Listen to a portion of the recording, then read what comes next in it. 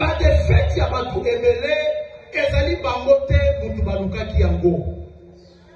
Ce sont les parents. La Bible est en train de dire les parents ont mangé les raisins verts, mais ce sont les enfants qui agacent les dents. C'est-à-dire que papa balia qui raisin vert.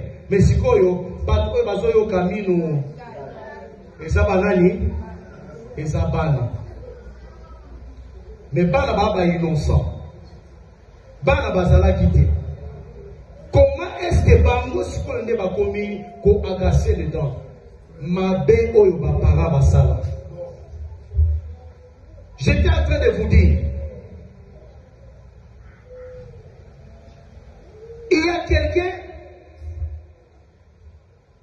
abanaï kozala, une dame là, abanaï kozala, moi si Alibala, comme de Dieu, moi si Alibala, moi si Abato.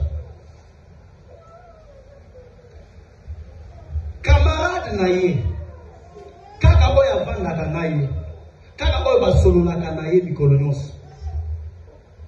Aye, abeti chevi, azu mobali ya camarade naïe, ya moninga naïe.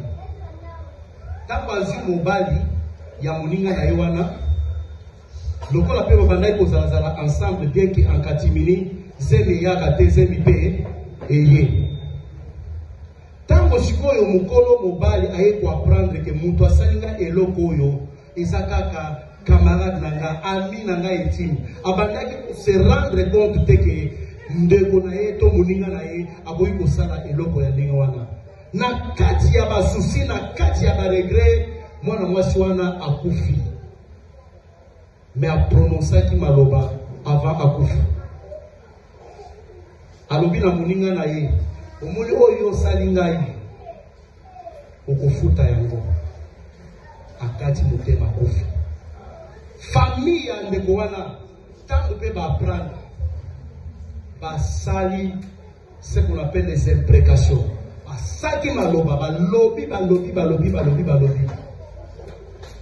ndeko mwasi wana zeme ekolaka te zeme ekoli asali nini aboti. Amen. Sikoyo mwana wana azoluka sikoyo akoma bien abonga na kati ya vina.